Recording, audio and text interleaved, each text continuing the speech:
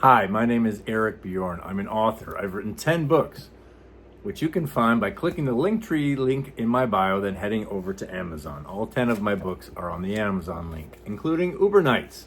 Uber Nights is the roller coaster adventure ride of a lifetime. I spent 5 years driving as a rideshare driver, Uber and Lyft, in the deep south. You never know what's going to get in the back seat. Well, usually I like to read from some of my books, excerpts from my books. You can find many of them on YouTube. But I stumbled upon this the other day. I published this back in 2022. It's not in any of my books, and it somehow seemed relevant today. F. Putin, a moral confection. Just the other day, God woke up from an interminable nap that seemed like hours, but really had begun round about the 3rd century BCE, after God had popped just half of a divine Xanadine tablet. An angel came to collect the divine bedpan, which was full of chalcedony and sardonyx crystals.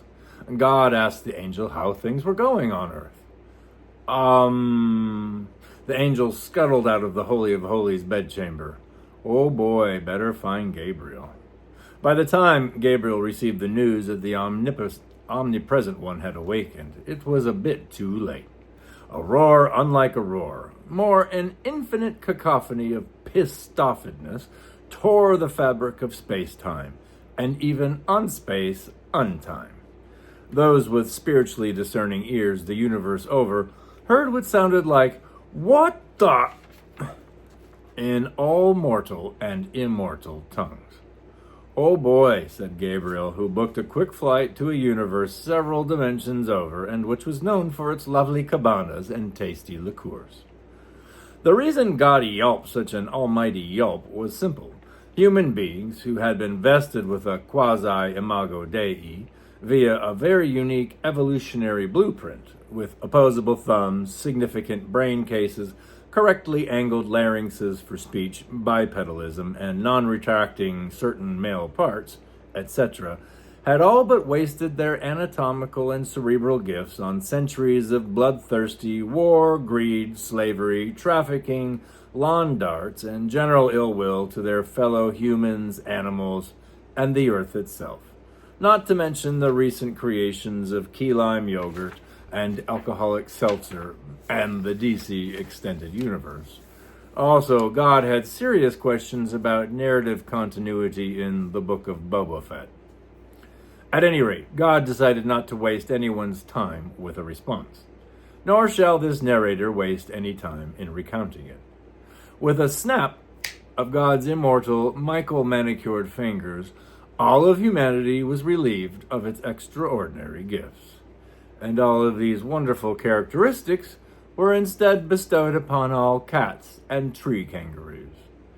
Of a sudden, all human beings found themselves with 8 fingers and no thumbs. Cats everywhere and tree kangaroos suddenly found themselves in a delightful state of polydactyl gripability. Several billion mitten-hand former humans also now had brains hardly capable of doing anything other than seeking catnip and tuna. When they weren't napping all day, they found themselves with the constant, frustrating urge to climb trees and hunt small songbirds, but without the ability to do either. The male mitten-hand apes also had small, retracting, conical certain male parts, which more or less quashed the protective cup industry overnight. For God, this wasn't enough.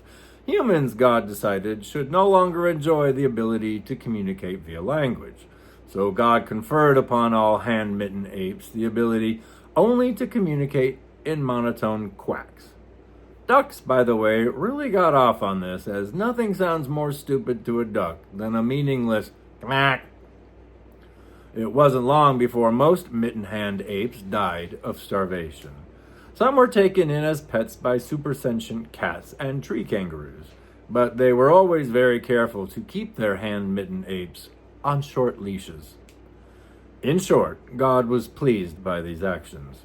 God especially enjoyed listening to the monotonous quacking of a former Russian dictator who, for the rest of his hand-mitten mortal days, was made to wade in a kiddie pool filled with goat innards. God yawned. intervention in creation made the Omnipotent One ever so tired. God popped the other half of the divine Tizanidine tablet and went back to bed. And that was my story, F. Putin, A Moral Confection, which you can find on my website, Viking Word. Again, go to the tree link in my bio, and then go to Viking Word to find F. Putin, A Moral Confection. And if you click the Amazon link, you can head over there and buy any of my 10 books, including Uber Nights. Thanks so much for listening, and check out my YouTube page for other readings of excerpts from my other books. Have a great day.